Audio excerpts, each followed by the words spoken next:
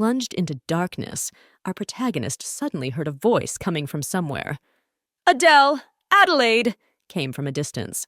She followed that voice. And as soon as her eyes opened, the whole world that had been in her life before seemed to turn upside down. She blinked a few times, trying to make sure she wasn't dreaming. Oh, who is that standing in front of her? Who are these people, and why do they seem so big? The young man and woman bowed down and repeated in amazement that they were looking at the real beauty in front of them. "By the way, how about we name her Adelaide?" the man asked his companion's opinion. The lovely young woman smiled and agreed that it was indeed a lovely name. Our heroine could not understand anything from the shock that seized her at that moment. Who are these people? And what kind of ancient clothes are they wearing? And in general, how did she find herself here? Understanding and realization came rather quickly. Memory began to return in spurts. What Adelaide remembered exactly, absolutely, was that before waking up here, she had been hit by a car. The images of that tragic event surfaced in her mind as frantic images. The girl remembered everything she had seen in the last minutes. The commotion, the police, the ambulance.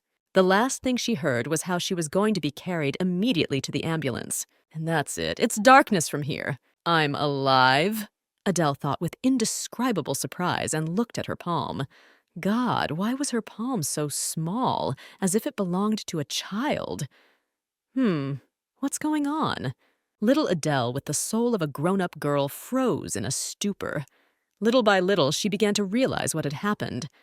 But what to do now? For her body was now also the body of a small child. Oh yes, apparently this girl had begun her new life, in the truest sense of the word. Is such a thing really possible? Adele looked around in surprise. The surroundings are pretty good. Oh, these people always smiling, looking at her. Are they really her parents? Oh my God, when you put all the facts together, it turns out that before she opened her eyes in this room, she died in that unfortunate accident? That's right. The protagonist realized she was reborn, and she happens to have memories from her past life with her. In her past, she died of an accident. So ridiculously, death met an aspiring designer in her early 20s. But this girl had just recently graduated from the institute, and it seemed to her that she had her whole life ahead of her. And it just so happens that the protagonist was lucky enough to be reborn as a noble daughter of the Peachern Empire. But there were certain buts. The difficulties Adele had to face in her new life. Regardless of the fact that she understood and realized everything, she was, after all, reborn as a toddler, a child who couldn't even manage her own arms and legs. Everything was going her way. Born into a noble family, Adele was lucky to have parents who taught the girl everything. Childhood flew by quickly. Then Adelaide experienced a transitional age, and now she's 17 years old. Adele has grown up to be quite beautiful. I guess you can thank your good genes. Adelaide Camille Bourbon is the youngest daughter of the Bourbon family. That is her new name in this new life. We have to admit, this new life of Adele's isn't so bad. However, there were some thoughts troubling the young beauty's soul. Since she is a noble's daughter, she would still have to marry someone. Adele sighed heavily. She didn't know what she should do. I don't want to! Not in the least bit healthy! The girl exclaimed, looking at her reflection in the mirror. Adelaide was overcome with longing. She thought for a moment that if she had to be reborn, why couldn't it be with some magical powers at least? But one day, some unusual news added color to Adele's boring daily routine. It became rumored that a woman with hair and eyes as black as pitch had emerged from the palace lake. This news shook Adele to the core. Is there really someone in this new world who can travel through worlds? Adelaide was just ready to jump with happiness and excitement. She thought it was so great. Well, the girl decided that by all means, she must meet that woman. To do this, she must go to the capital. Do you know, Adele, what this trip will bring you? Are you, Adele, ready for a change in your already established and stable life? What are you looking forward to meeting that black-haired and mysterious stranger? Adele, either way, this new experience promises to be an interesting and unforgettable one. Lotus House Estate. My, how marvelous! someone said with undisguised delight, remarking that it was apparently that new dress delivered from the Austrian Empire. The young ladies chatted about fashion after meeting at the estate for tea. Everyone was complimenting the elegant and sophisticated dress, which was ostentatiously placed on a mannequin that stood right next to the table. Adele sat in silence. One of the girls to whom the dress belonged proudly stuck up her nose and haughtily declared that she had purchased this beauty at Charlotte, the best boutique run by the Archduchess of Bertino. Adele sighed unhappily. All this talking and bragging only annoyed her. All she does is gather everyone to brag again, she thought. Adelaide couldn't understand how this braggart didn't get tired of saying the same thing every time. In turn, the blonde, whose dress was hypocritically praised all this time, thought that Adele was cheeky because she wasn't even looking in her direction. "Speaking of which, Lady Bourbon," she addressed Adele. The girl was wary. The blonde grinned contemptuously and remarked that she had heard that Adele would not be attending this year's debutante night in the capital. Thinking about why this nasty blonde wouldn't just leave her alone, Adele tried to pull a smile onto her face. "I could easily attend it. But even if I were introduced to the world, I'm afraid I would simply be overshadowed by the local noblewomen," she replied. And then Adele added that she would rather spend time with someone of her own level instead of making the long trip to the capital and only getting frustrated afterward. "I agree. It's calmer with equals," one of the girls agreed. "True. The difference between our homes and the capitals can be an insurmountable obstacle," the blonde also agreed. "But what made you think the ladies of the capital would outshine you?" she asked.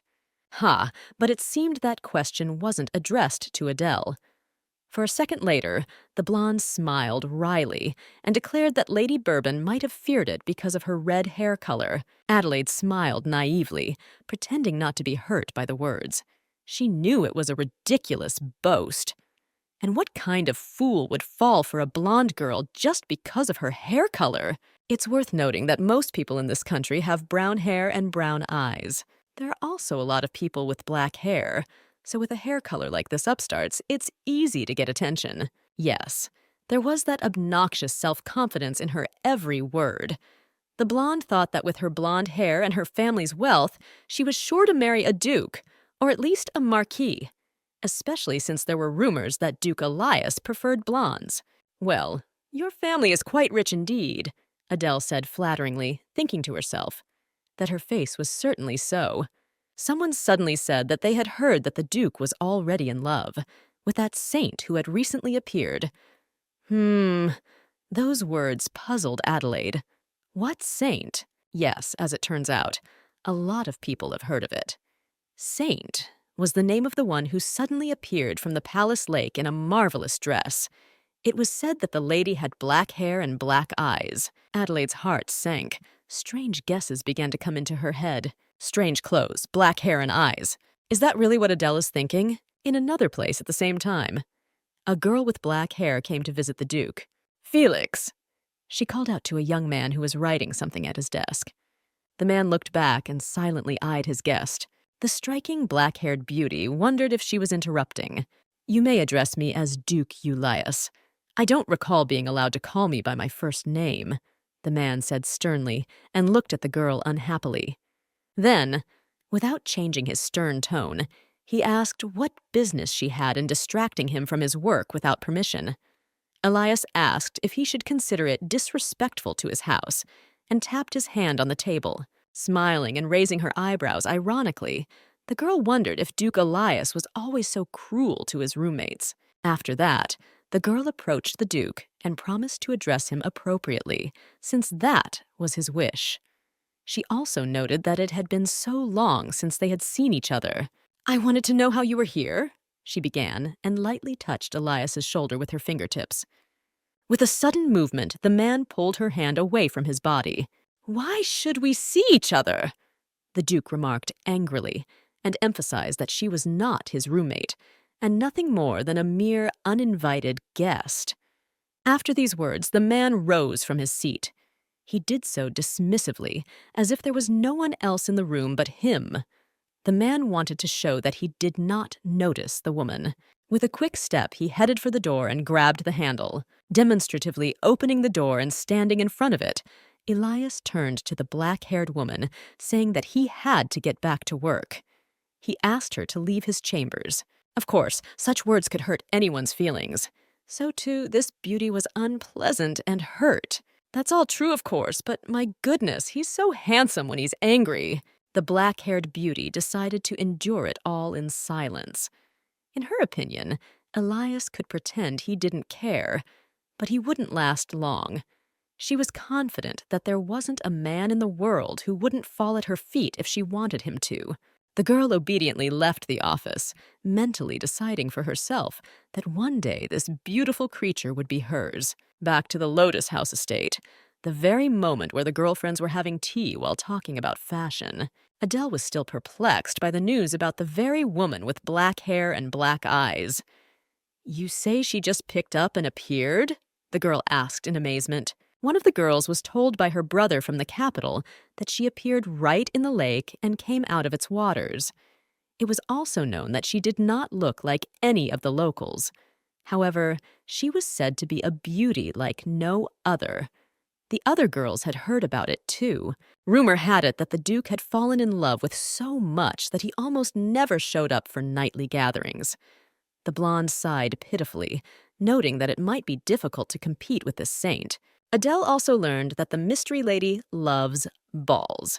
For this reason, it could be assumed that she would attend this year's debutante ball as well. A debutante ball is an evening of presenting noblewomen to the world upon reaching adulthood. Thinking that was just fine, Adele slammed her hands on the table in emotion. Wow.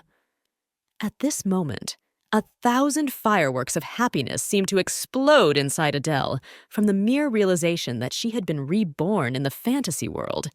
Wow, did she really get a chance to see an interdimensional traveler just like in the books?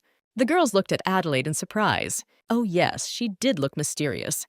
They called out to the girl, hoping to find out what had happened, and then Adele turned on the actress. She staggered and, taking hold of her head, uttered, "Ah, what an unbearable pain." To the perplexed exclamations of her friends, the girl replied that she had a headache, presumably due to the fact that she ran in preparation for the debut. Of course, all of Adele's thoughts at this moment were that she absolutely had to go to the capital. That's why the girl decided to pretend that she felt ill so that she could leave here as soon as possible. Bourbon Manor, an hour later. Adelaide quickly returned from the Lotus House to her manor. The girl was in such a hurry that she could think of nothing else but going to the capital. Back home, the first thing Adele did was find her savings box. So, she calculated that she had 1,278 charoons left from her allowance. She thought it should be enough to buy a couple of months' worth of necessities. These thoughts rubbed Adelaide the wrong way. The girl grinned contentedly. "Life is such an unpredictable thing. I wonder what this saint looks like," Adele said to herself, mouthing the words as if humming a song. She thought to herself that it would be ironic if the black-haired stranger were from Korea, like her. While these crazy thoughts were going through Adele's mind, a maid suddenly appeared at the door out of nowhere. The girl asked Adelaide what was the matter with her. Adelaide blushed and turned her head away. She asked Rita how long she had been standing there. The maid replied that she had only been here for a couple of seconds and explained that Adele seemed so happy that she didn't want to disturb her. However, the girl stated that the maid had shown up just in time to inform her that she would like to go shopping tomorrow. Adele needed Rita to get everything ready for it. Rita stared at the mistress in surprise. "Shopping? But why all of a sudden?" she wondered. Adele faltered awkwardly, wondering how she could best say this. A couple seconds later, she got the great idea to state that she would like to make her debut in the capital. Perez Street, the center of Lascaux. Rita wondered if Miss would go shopping after the tea party. In the maid's opinion, Adelaide would have to hurry if she wanted to make it in time. Placing the teacup on the saucer, Adelaide declared that she was already shopping. "Window shopping," the girl added. Rita looked at the mistress in surprise. Her eyes read a question in her eyes. "How so?" The girl asked, Does Adele really want to window shop? But Adele had something else entirely on her mind. For her, window shopping, in simple terms, is about looking in shop windows. Of course, she realized that such a thing did not exist in this world.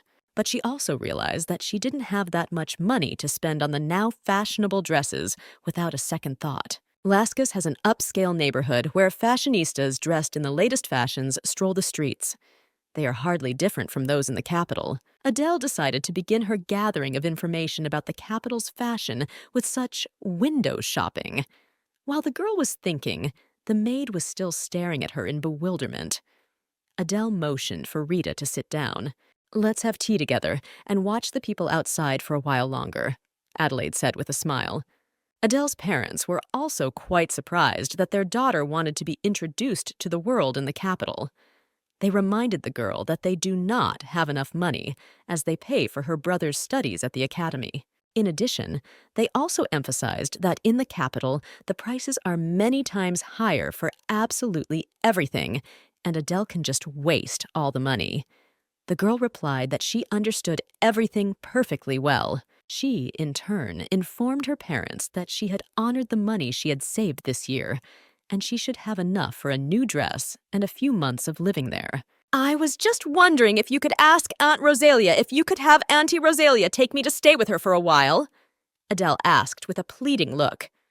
"Well, since that is your wish, we are obliged to at least take care of where you will live," replied the father. The man then lowered his sadness, and at her look, and apologized to Adelaide for their inability to arrange their daughter's debut in a fitting manner. Ah, how grateful Adele was to her sweet father. He had agreed to her wish so easily, even though it must have come as a surprise. Now, sitting at the table with Rita, Adelaide thought sadly of her conversation with her parents. She was distracted from her sad thoughts by the maid's words. She asked if this was the cafe that had been talked about so much, and the girl replied that it's all right, noting that it's huge and plus it's such a romantic setting. As they say in the capital, chic and prestigious. "I heard Fernando's family rebuilt a few of these in the Empire. I was thinking of buying one too, if things don't work out with a successful marriage," Adelaide stated. Again, those words really surprised Rita. "To own a cafe? You, miss?" she asked in amazement. Adele confirmed her words by emphasizing that this street was full of such establishments. The girl then remarked that she would add more grace and femininity to her cafe to attract beautiful ladies. Adele asked Rita if that was a good idea. In the maid's opinion, my lady would have been angry to hear such an undertaking. She knew her hopes that Adele was going to the capital to find a patron, but Adele thought that if the right person did not meet her, my lady might agree. In the girl's opinion, there was nothing wrong with starting a business. Rita expressed her opinion that Adele would do well, but she wanted to know when she planned to look for her dress. Ah, Adele forgot all about it. The girl remembered that she had jewelry, hats, and other little things at home. She could make the dress herself if she had a sewing machine. In her hand, sewing Adele had not so much confidence as to try, but Adelaide didn't have much choice. Well, all right. The girl pushed discouragement and doubt aside and turned on a determined attitude. "Here we are," she told Rita as they approached the South's largest and most famous thrift store. Adele declared that she was very enthusiastic. Rita, on the other hand, was shocked at how huge the building was. So Adele set her mind to action. Excitement flared up in the girl, and she enthusiastically rushed to look at all possible beautiful dresses. The girl opened the catalog in front of the saleswoman and, poking her finger into one of the pages, declared that she wanted a ball gown of the same size, only not white, 3 traveling gowns, and 5 tea gowns. Adele also added that she would need 5 dresses for walking, plus matching hats. And she asked the woman if they had all of that in the store. Of course, she was told. The woman stated that she needed to look it all up and asked Adele to wait a bit. "Rita, we have a lot of things at home that I won't be able to wear anymore, right?" Adele turned to the girl with an unexpected question. The girl replied that they had kept all the outfits that had gone out of fashion. Rita wondered in surprise if Adele was thinking of selling them here. "Why would I need them?" Adele asked, and emphasized that she should take every opportunity to take more money on the road. Besides, the girl felt that if she kept the outfits with her even longer, they would become completely useless. Rita once again noted that my lady might get angry. But Adele wasn't afraid of that, for my lady had been angry with her before. Rita sighed doomedly. Adele was right, of course, but the maid knew the consequences of such reckless actions. Bourbon Manor, evening. Adelaide came home and dumped out a whole pile of purchased outfits. The elderly maid was surprised to see all this. She asked, "What are these clothes?" Adele replied that she needed these for the capital and asked Jenny to help her with them. "Looks like lacing and ruffles are big in Ostern these days," Adele remarked, and said she would pin them on and Jenny would have to sew them on. The woman was confused, but replied that she understood and agreed to do it. Adele apologized for the inconvenience and promised to bring the woman something from the capital.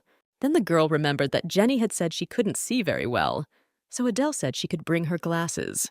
Jenny gasped, noting that they were expensive. She said she was just doing her job and tried to convince the girl that she didn't need any gifts. But Adele couldn't be persuaded. Adele winked at the woman and asked her not to refuse, hinting that someday Jenny and her peeps would have to sew tiny clothes for her baby or toddler. The older woman sighed as she thought about the fact that Adele would leave the estate when she married, and she would stay here. Jenny couldn't help but notice how thoughtful Adele was. So the day and time of Adelaide's departure arrived. Everyone gathered around the carriage to see the girl off. Adele, maybe we should have used a magic circle? My father suggested, noting that it would be faster that way. He was worried about the journey being so long and something might happen on the way. However, such advice was not to Adele's own liking. The girl explained that she didn't want to use the magic circle because she had never left their southern lands before and would really like to see everything beyond them during the trip. Well, since Adele had made up her mind, there was nothing her father could do about it. The horse moved on, and Adele looked out the window and promised to be back soon. In fact, the girl's decision was due to the fact that traveling by magic was quite expensive, and she didn't want to burden her parents anymore. So the carriage moved slowly but surely towards Adelaide's new life. The father looked long after the departing vehicle, and all the servants bowed their heads in reverence, wishing the lady a happy journey. Staggering and swaying, the carriage moved slowly along the road. The horse's hooves tapped methodically on the occasional stone. That's it, Adele thought contentedly. Still, she felt a certain excitement in her heart. Her heart changed rhythm, and there was a strange languor in the anticipation of something new and unknown. Although, if you think about it, when else would Adele be able to go wherever she wanted to go? She decided that she should enjoy this freedom to the fullest. "Wait for me, interdimensional traveler! I'm on my way! This is the beginning of my amazing three-dimensional adventure!" Adele exulted in her heart. During the long trip, it was periodically necessary to stop somewhere to rest and to eat. During another such meal, Adele frustratedly dropped her fork on the plate of food. "Traveling is great, but the food in hotels is terrible," Adele said aloud and sighed.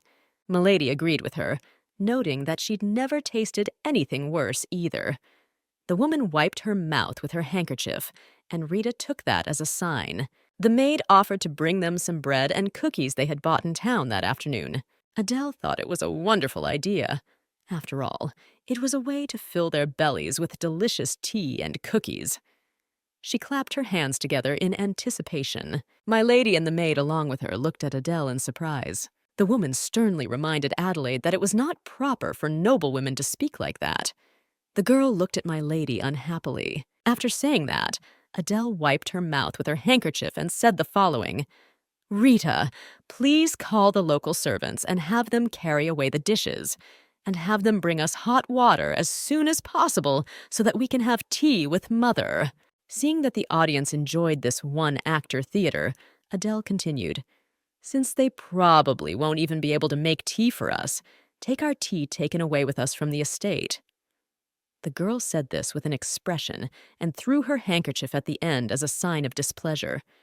Milady and Rita could barely contain their laughter. So comical did Adele look in that nobleman's way of speaking. At last, they couldn't stand it any longer and giggled. Milady turned to her daughter through her laughter. "My goodness, well, let it be. I won't make any more remarks to you until we arrive in the capital." My lady promised, to which Adele replied that that would be just fine. Meanwhile, Rita was about to go downstairs for Togo to relay her master's order. Adele, on the other hand, was going to take a little walk. Soon, Rita was already downstairs. The young girl went down the stairs to the kitchen rather quickly. The landlady, who was just in the kitchen, looked warily at the girl. The woman worriedly inquired what brought Miss here and asked what she could do to help her. Rita replied that she was just a maid. The girl then reported that my lady and Miss had finished their meal and wondered if the woman could take away the dirty dishes and fetch some hot water for tea. "Thank you in advance," Rita added and hurried out of the kitchen. As soon as Rita left the room, the head cook wondered aloud that a maid could be so graceful.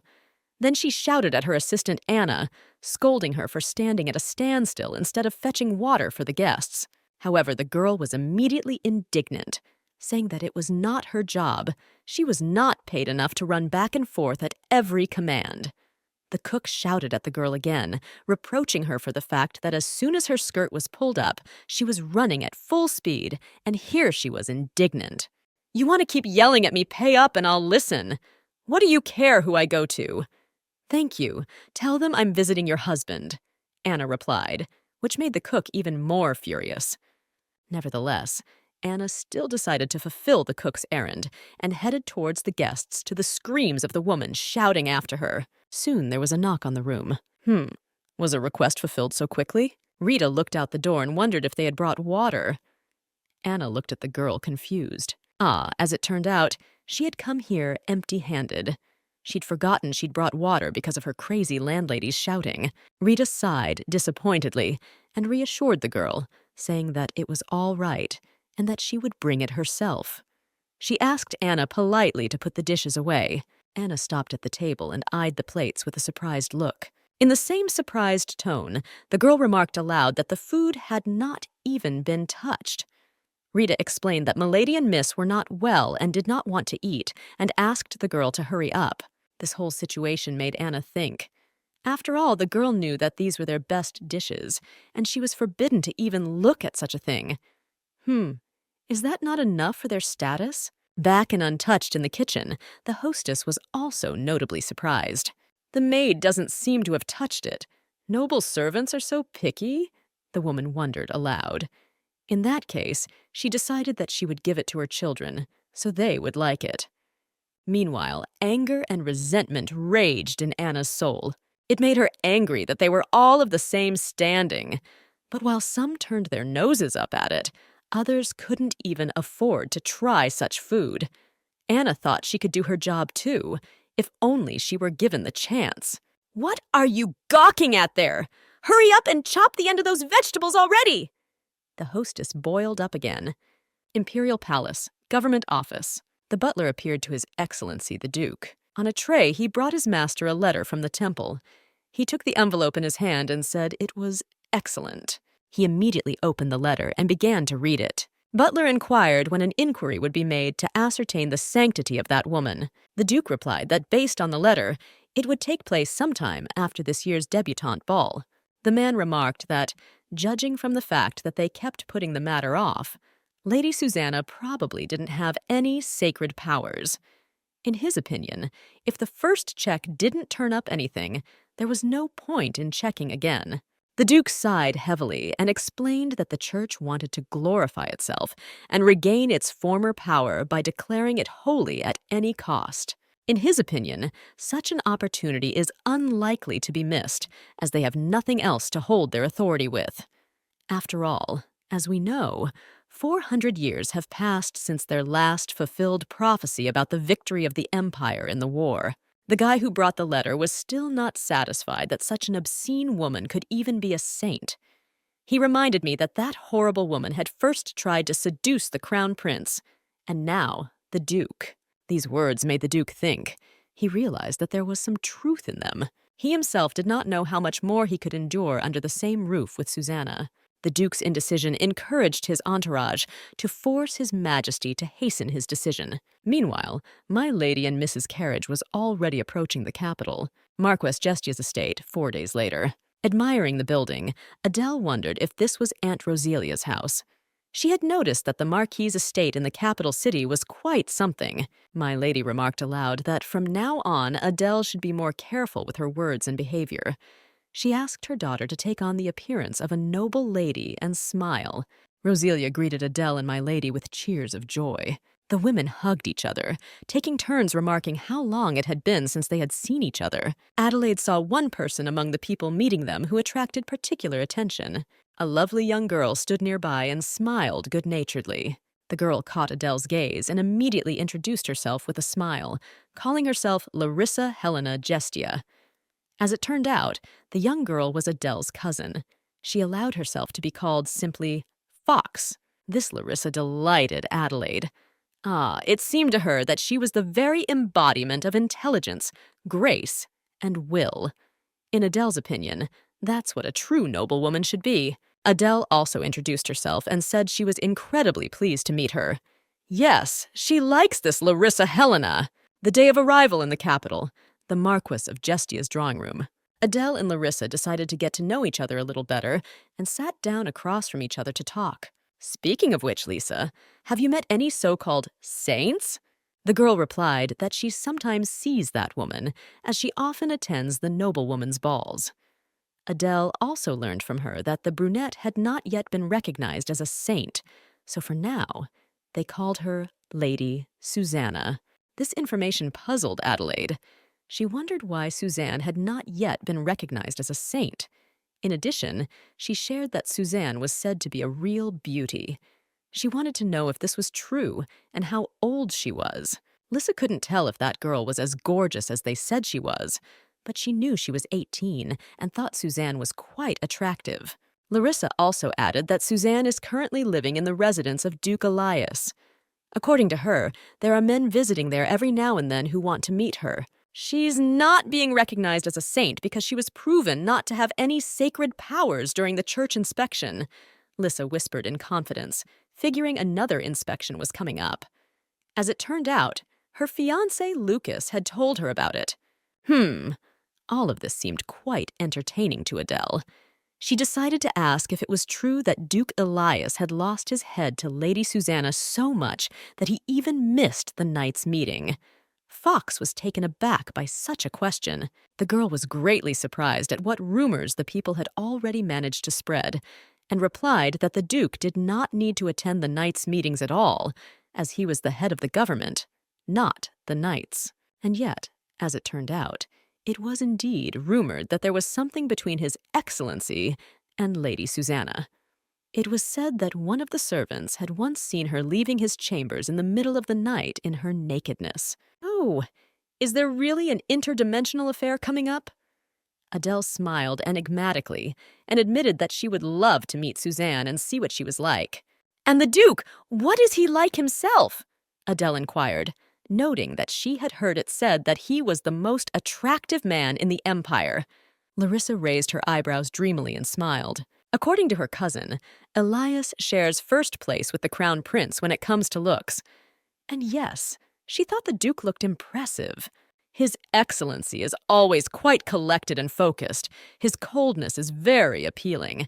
The Crown Prince, on the other hand, is dazzlingly handsome and good-natured, Fox stated. However, despite the charm and advantages of these two stunning men, Larissa emphasized that Lucas was the handsomer of them all combined. So your fiancé is also handsome, Adele smiled.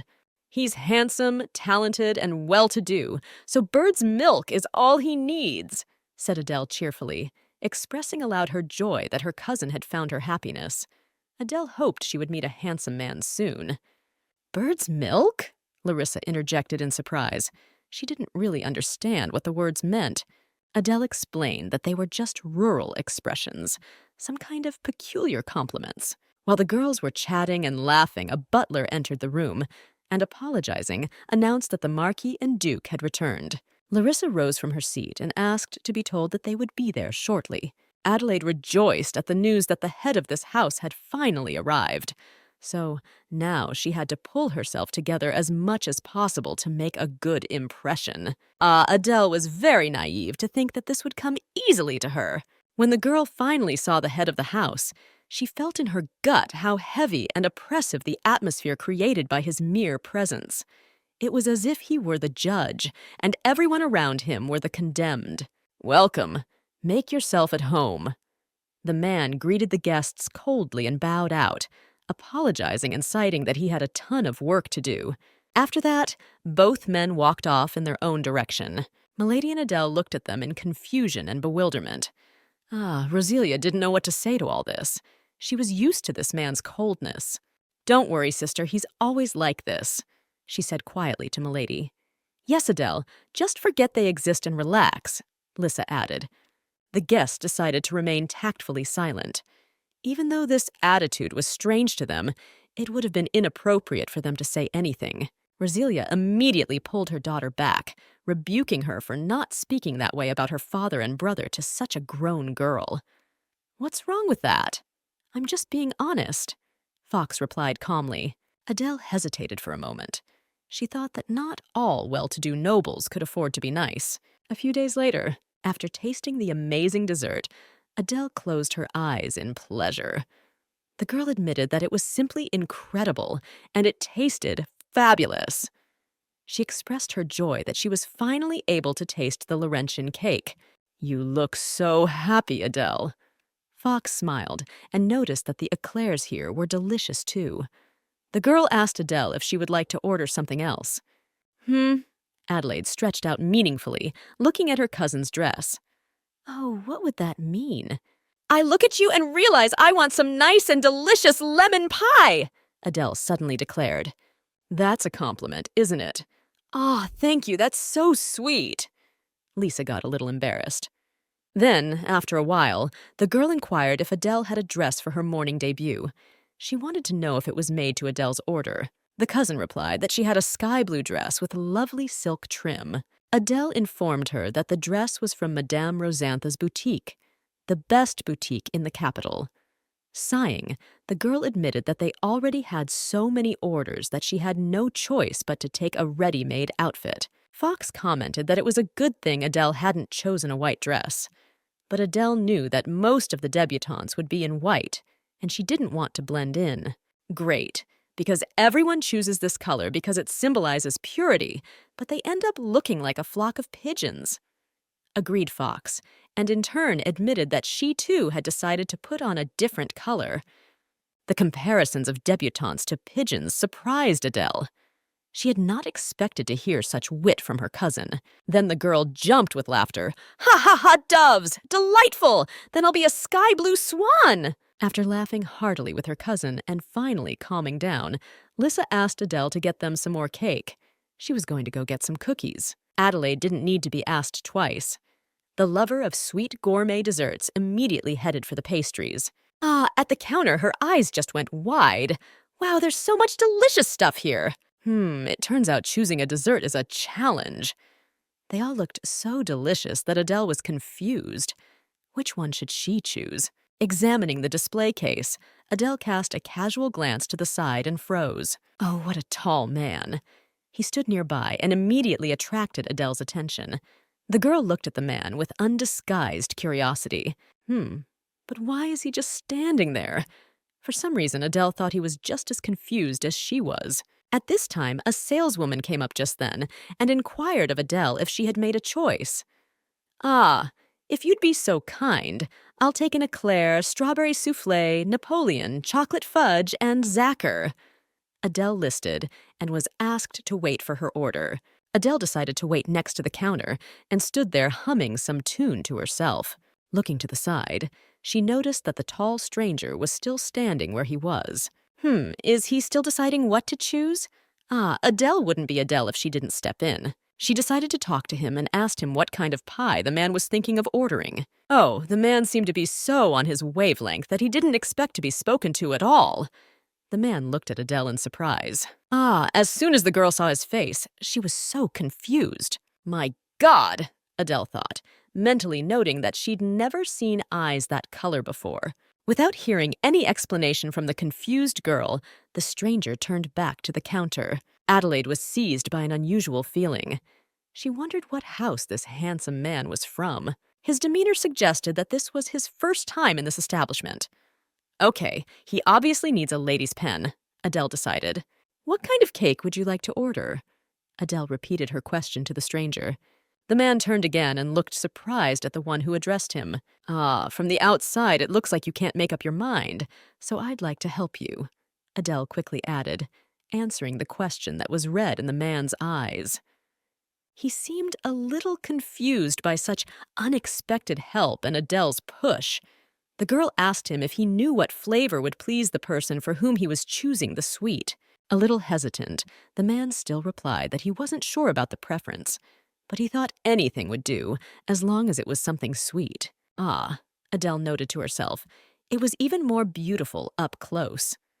Oh, that's how it is, she said, and asked how about getting a few different flavors of sponge cakes. All right, that will do, replied the stranger. But I had better advise something else, hadn't I? Asked Adele. Tho didn't mind hearing her advice. Well, in that case, Adele recommended a few more options. It was clear from the way the man thought about it that he was completely clueless. So Adele took it upon herself and showed the saleswoman what they had chosen. Here's your order, the salesperson said, and held out a special sheet with the names of what they had chosen. Adele handed the sheet to the man and asked him to give it to her at the register when he paid. I hope your gift will be to the liking of the person you chose it for, she added lastly. The stranger asked if he could pay for Adele's order as a token of appreciation. Adele was just beyond happy, and how lucky she was. At first she was embarrassed to say that it was nothing, but then she dared to say that she would not refuse the stranger's gesture of generosity. Okay. Adele had already had time to notice the coldness of this man, but she also noted that he was polite and handsome. She thought it would be a good idea to teach him some more. You know, if you ever find it difficult to buy cakes in person, you can take this menu booklet and have someone from the maid service bring what you point to, Adele said, taking a booklet from the shelf with a list of the establishment's desserts. While the man looked at Adele in bewilderment, she, not thinking long, handed him this booklet right into his hands. He seemed so taken aback by such actions that he couldn't say a word. Adele, thinking she must have done something wrong, wished the man well. As soon as Adelaide returned back to her cousin's table and set down her plate of sweets, Lissa claimed she had heard as if Duke Elias was here. At her words, the girls who were sitting behind her at the table were just discussing it. Oh, is it really true? Adele stared at her cousin in surprise. She shook her head vigorously, looking around, hoping to see where the Duke was. The fox looked out the window, and with a sigh, she realized that it must be the man carrying the cake she had just bought. Adelaide flashed a glance out the window. There was only one man there with a cake in his hands. Adele asked in surprise if that was Duke Elias, and admitted that she had just helped him pick out the cakes. Really? I never thought the Duke would visit Laurent for cakes. Lissa was surprised. In Adele's opinion, he bought them for Lady Susanna. She noticed that it took him a very long time to make up his mind. Lissa just couldn't believe that this was the same cold-blooded Duke. My God, Lucas is going to fall over when I tell him, she exclaimed. Adele wondered, why should he fall? Fox explained that at the moment Lucas works in the Imperial Palace, but originally he was an assistant to the Duke. Also, the girl admitted that he admires his excellency and denied the authenticity of the rumors about the relationship between the Duke and Lady Susanna. The more interesting it gets, Adele thought. Thinking about it, the girl remembered how focused Duke Elias looked when he was choosing the sweets. Adele mused aloud that in any case, it was now certain that the Duke was in love with Lady Susanna. After all, if not for love, why would he buy cakes despite all his discomfort? Oh yes, according to Adelaide, love can overcome any obstacle. Duke Elias came out of the bakery at a complete loss. Staying in this bakery tired the man, and it seemed to him that it took forever to choose the sweets. He was forced to come here by a request from the Crown Prince, who asked him to buy him cakes from the bakery of their retired baker. The boy especially wanted cakes from the Laurentian bakery, which the Duke would choose personally. Elias knew full well that he could have given this building to anyone, like an assistant or chief chamberlain. But just as clearly, he knew that the Crown Prince just wanted to embarrass him. That was it, but at least it went a lot better than the Duke thought. He was saved by that beautiful girl. Ah, she seemed nice. Adele's efforts were not in vain. The pastries she had chosen were appreciated. At the tea party, everyone praised the Duke and his excellent taste.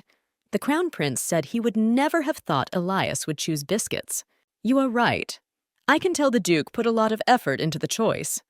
Lucas expressed his opinion as well. Well, the boy was quite pleased with the Duke's choice of sweets. He concluded that, apparently, Laurent had recovered from his resignation. Looking at the satisfied boy, Elias thought for a moment. He'd only met 3 types of women in his life: blushing but attention-hungry, or creepy stalkers who pretended not to care about him. There was a 3rd type, which was rarer. Placing his cup on the table, the Duke thought of that girl from the bakery again. She had shown him such concern for him sincerely, and innocently elephants didn't need anything from him. It was simply amazing. The Duke was so absorbed in his own thoughts that he completely stopped paying attention to the others present. In fact, he even stopped hearing them. The Crown Prince had already called the Duke's name several times, but the latter was at his wits' end. Then the boy came close to Elias and shouted, "Felix!" in his ear. The Duke shuddered with surprise. Coming back from some kind of hypnotic trance, he asked what was wrong. "That is for me to ask," the lad declared, and inquired of Elias whether the Duke was so pleased with his beautiful countenance at the meal that he smiled so. "Yes, contemplating you enjoying your cakes makes me truly happy," replied the Duke in an indifferent voice. Then Elias put the menu booklet that Adele had given him on the table and asked the boy to be sure to order his assistants to deliver the cakes. The young man could not be pleased with the Duke's care and courtesy. Deciding to change the subject, Elias announced that Suzanne's recheck was scheduled for the day after the debutante ball. "I know. And since you made the church hurry up, they sent a letter to the high priest at his country temple demanding that you return to the city as soon as possible." The boy replied, noting that it seemed that with whatever the outcome of this inspection was, they couldn't avoid trouble. "Even if there is no strength in her again, how will we have to deal with a girl with no noble lineage and no past?" Lucas asked. He was afraid it would be impossible to get her out of the Duke's estate without a scandal. According to the Crown Prince, he thought of sending Susanna to a noble family in the countryside and giving her a good dowry in addition. But the trouble was that the family refused because of rumors about her affair with the Duke. Elias indignantly stated that it was unclear to him why this rumor had even started. "My butler and servants saw the way I put her out the door of my room at night," he remarked, adding that they were men of honor and could not tell anyone about it. The prince also thought that it was not a coincidence. According to him, the rumor had already reached him by noon the next day. He was willing to bet that the rumor had been spread on purpose. In this guy's opinion, there's only one person who can do that. And she's a schemer. Elias sighed heavily. He admitted that he hadn't kept much of an eye on Suzanne, as he had hoped to be rid of her soon. Now the man was worried that he should have appointed someone to keep an eye on her in time. This black-haired witch is clearly aiming to become the Duchess of Elias. "Congratulations," the boy said ironically. "If I hadn't helped you, she'd still be fighting her way into the crown princess seat." "You owe me a debt of gratitude, sire," the Duke replied. But the guy just shrugged and said that he thought like Suzanne was just a bit of a muddy woman. But who knew how it would turn out? There was an awkward silence in the room. Everyone was thinking about something different and didn't know what to say about it.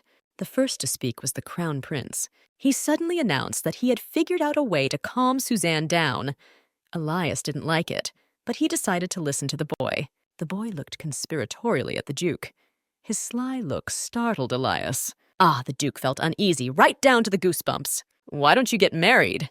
the guy exclaimed as he stood up from the table. In his opinion, that was just a great plan. He looked at those present, as if he wanted to wait for word about himself that he was just a genius. Just get married!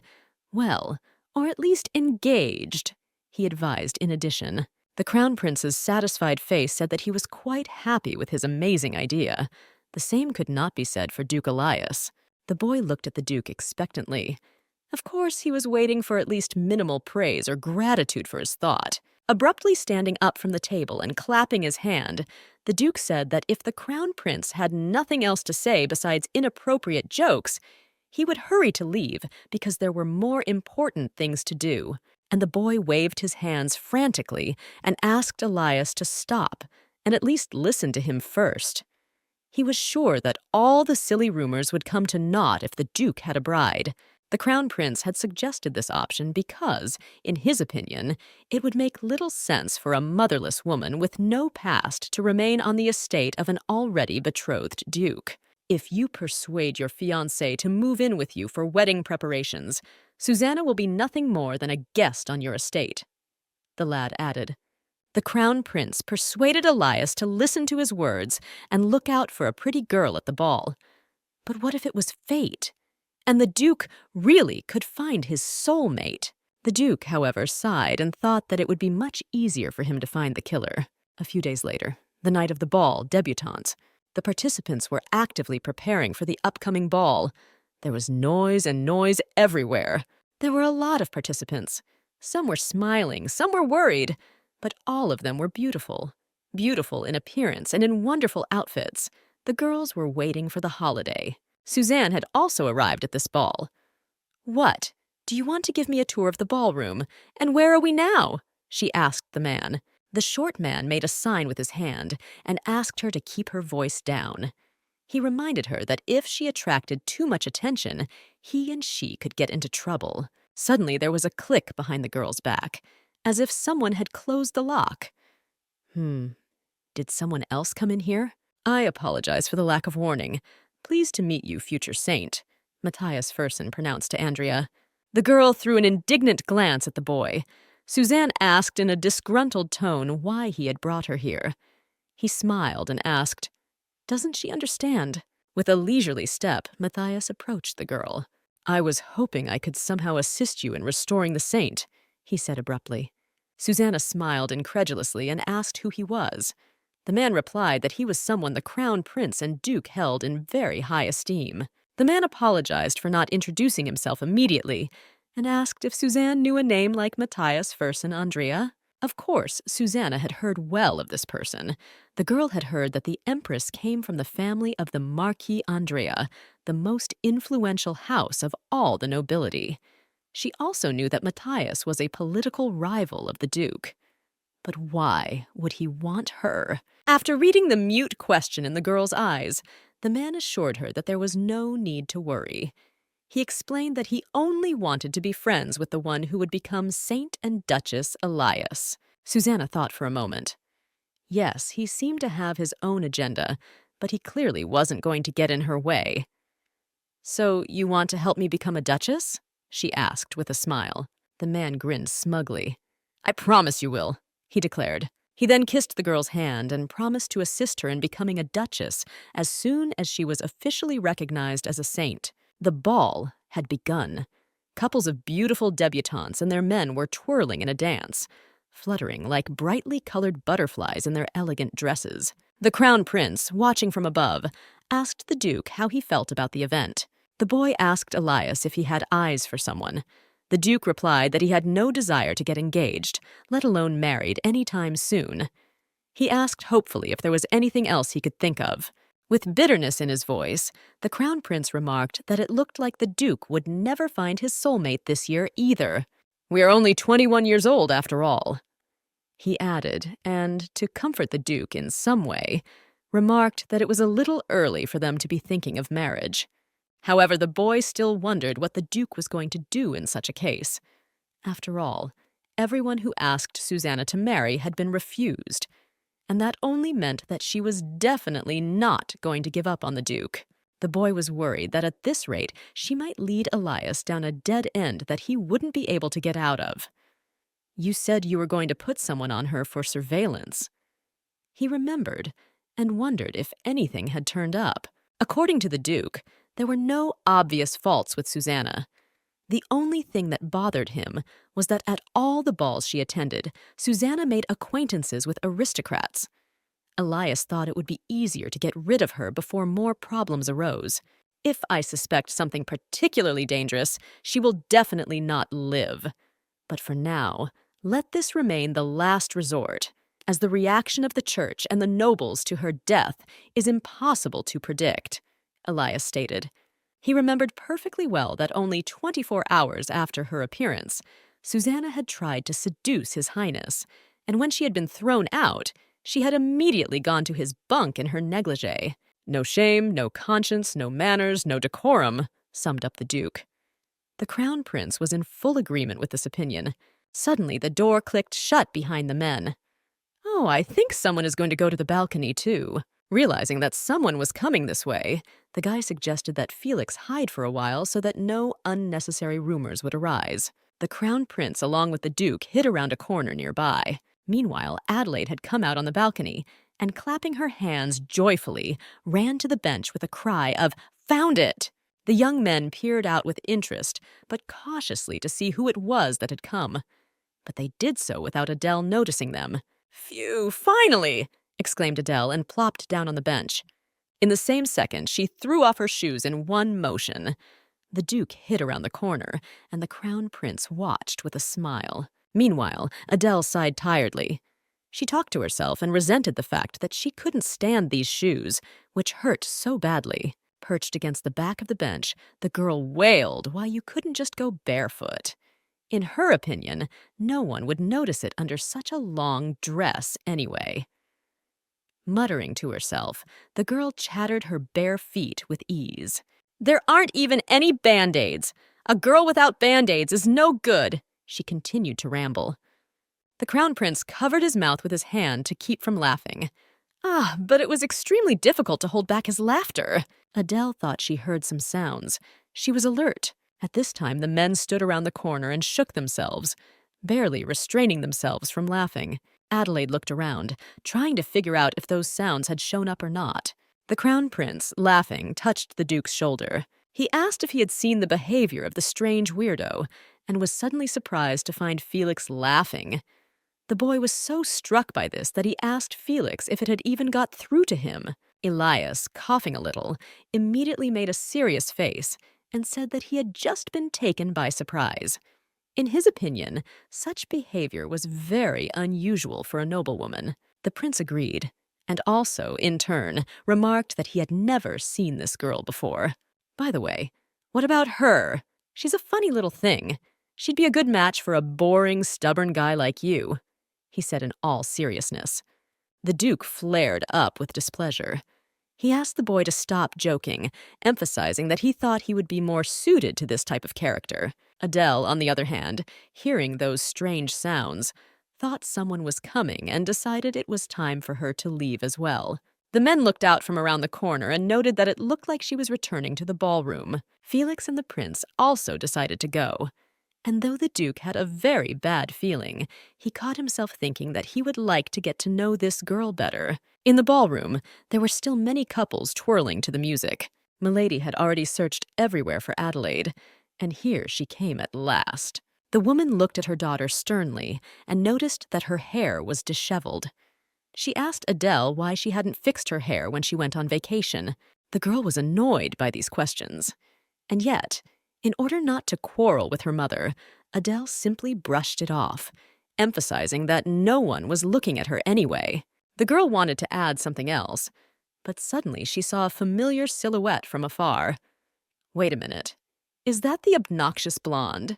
Oh yes, of course it was Lady Lotus herself. As soon as she saw her, Adele decided that she would rather run away than sit down again to listen to her acquaintance's ridiculous chatter. So she told her mother that she would take her advice and go and fix her hair. Adele set off down the unfamiliar corridors to find the restroom. Tapping those unbearable heels, the girl thought only of how much her feet hurt. Adele sighed disappointedly. As luck would have it, contrary to her expectations, she couldn't find any clues about the interdimensional traveler here. The corridor seemed endless to Adelaide. Of course, she realized that the palace was huge, but God, her legs were going to fall off. Separate could not speak, so she spoke her thoughts aloud. The girl moved her legs with her last strength as she suddenly heard a voice from her back. "And if this doesn't happen, the Peachern Empire will lose such a beauty forever!" Adele froze in surprise. My God, my condolences on the large size of the palace, even if you can't do anything with the building already built, some guy said with theatrical sympathy. Adele looked around to see who had snuck up on her so stealthily. A real blonde-haired, handsome man stood in front of her and asked the girl for permission to help her and save the Empire from losing such an unearthly beauty. The boy inquired if he could offer her his room to rest in. He swept up that this room was nearby and stated that if Adele told him the name of her maid, he would have someone alert her to where the mistress would be resting. Though this chance meeting and such an unexpected offer took Adele by surprise, she still decided to accept. "You are so kind. Then I gladly accept your offer," Adele said politely and curtsied. Now the Crown Prince had reason to think. There was a significant difference between the girl he had seen on the balcony and the one standing before him now. Guy smiled and stated that it was an honor for his house to lend a helping hand to such a beautiful young lady. Adele laughed embarrassedly and mentally noted to herself that this handsome man seemed to be a ladies' man. And then the boy suddenly asked if she would help him in gratitude for his kindness. Now it all made sense. Adele knew there was a reason for all this. The girl replied that she would be happy to help if it was in her power. "You see, my good friend is very shy. He can't even properly ask a lady to dance." The guy started and asked if such a pretty lady would agree to dance with his unfortunate friend. Adelaide stared at the stranger in surprise. And that's all." All this time, the Duke stood around the corner and heard the Crown Prince's conversation with the girl. "So this time I'm shy enough to be afraid to ask a girl to dance?" "I see," the Duke thought with a frown on his eyebrows. And just when Elias thought of this, the Crown Prince called out to him, "Felix, my friend, don't be so shy. Come out." As soon as Adele saw the face of the man who came out from around the corner, she flinched. So that's it! Could it be that the shy man was Duke Elias himself? "Are you Duke Elias by any chance?" asked Adele blithely. "Remember, I helped you pick out cakes at the bakery back then," the girl said. Elias was pleasantly surprised. His eyes lit up with a strange gleam. That girl had been in his heart even in the bakery. And what a surprise it was to meet her again. The Duke once again thanked the girl for her help. Nothing at all. But I didn't realize you were so shy. Then I can see why it was so hard for you to make up your mind," Adele replied. Now finally, the Crown Prince had the whole picture formed. "So it was you who advised him to buy the sponge cakes? I found it suspicious how my friend, who is ignorant of sweets, managed to make such a good choice," he guessed. Adele explained that she had offered the Duke her help because he seemed a little confused. "Those brownies were for you then, mister?" Adele asked, not knowing how to address the guy. "Nicholas," the Crown Prince introduced himself. According to Nicholas, it turned out that he had asked the Duke to go to the bakery, and thanks to Adele, he could really enjoy those cakes. So that's it, Adele thought. So those sweets weren't for Lady Susanna. "I thought they were for a lady, that's why I recommended them, but I'm glad you liked them too," Adelaide remarked. Duke Elias looked at the girl in surprise. He inquired of Adele who she meant by lady. The girl explained that since he had chosen very carefully, she thought it would be a gift for some girl. "And later I was told about you being a duke, so I thought they were for Lady Susanna," she added, seeing the suspicion in Elias's eyes. And so another gossip might have come up," the Duke sighed. "You hear that, sire? I will never, ever run such errands again," he added immediately. Hearing the word sire, Adele stared at the Duke in surprise, then shifted her gaze to Nicholas. Geez, silly Felix. I wanted to have a quiet, simple conversation with her, the Crown Prince said unhappily. Well, Nicholas had no choice but to ask my lady for permission to introduce himself to her again. The young man introduced himself as the Crown Prince of the Peachern Empire. Wow, this couldn't be happening. Adele couldn't believe that she had been so lucky to meet Ludwig von Nicholas Richard Peachern himself. The Crown Prince stared at the girl and asked if he could recognize her name now. Adele was literally speechless at the shocking news. What? His Highness the Crown Prince? Really?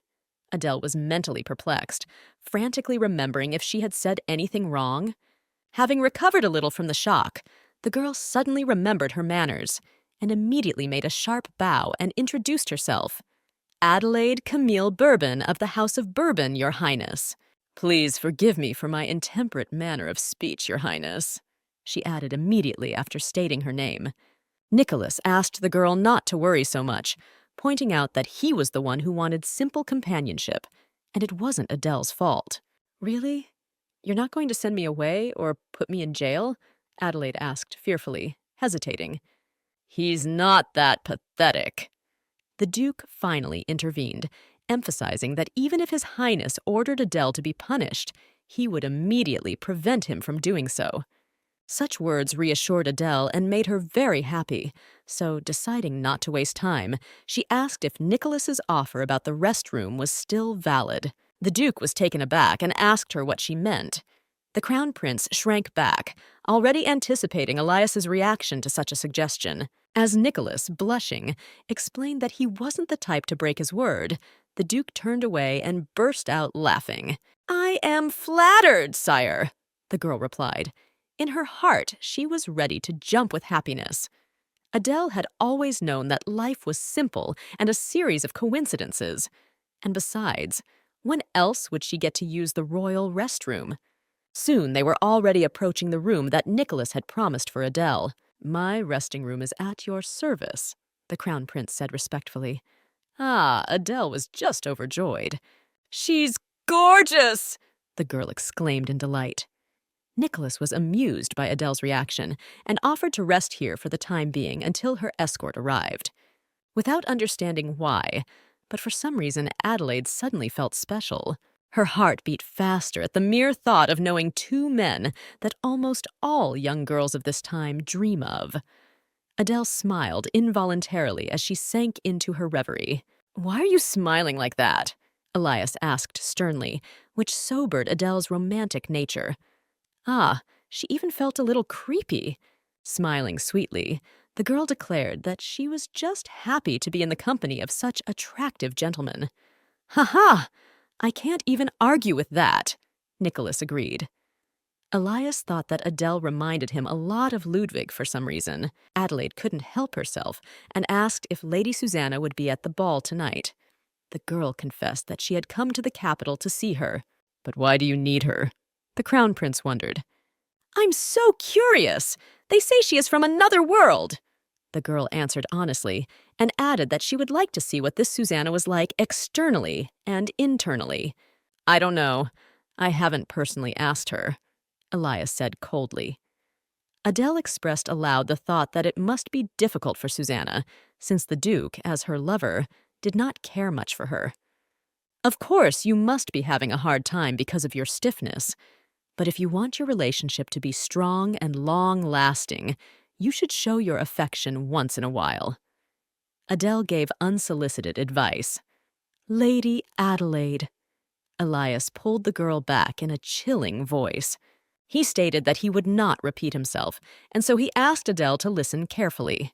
First of all, I'm not uptight or shy. Secondly, I have no lover or fiancé, and there is nothing of the sort between me and this woman, he sternly explained.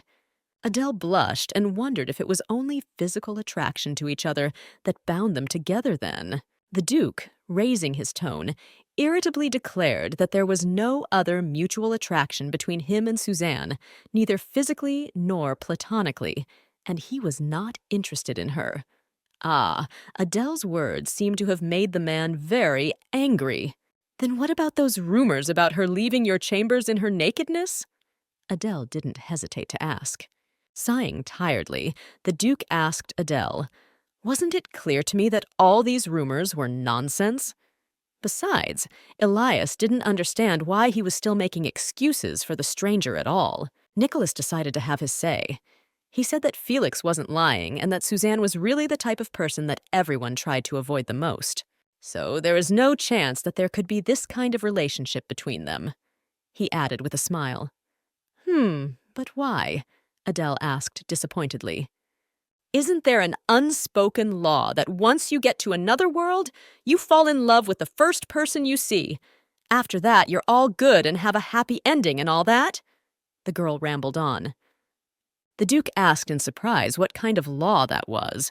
He thought it was wrong to fall in love with the first person you met. Adelaide innocently shifted her eyebrows and explained that she was talking about the law of fantasy love novels. The law of fantastic love affairs. The Duke repeated and stared questioningly at the girl. "Well, well, Felix, who gets angry at such sweet nonsense?" said Nicholas soothingly to the Duke. Adele, on the other hand, concluded aloud that the Duke seemed to really hate Lady Susanna very much indeed. Well, yeah, I hate her," Elias agreed after a short pause. In a cold tone, the man emphasized that anyone would hate someone they couldn't get along with a priori. Oh, what a shame, Adele thought. It turns out that her three-dimensional movie about love was a bust.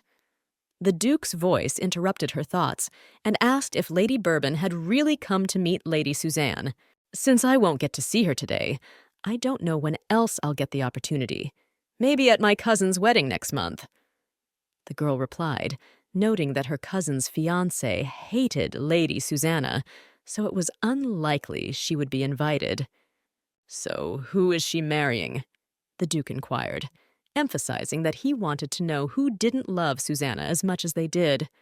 Adele replied that it was Sir Lucas and Monaghan. "Lucas? My aide?"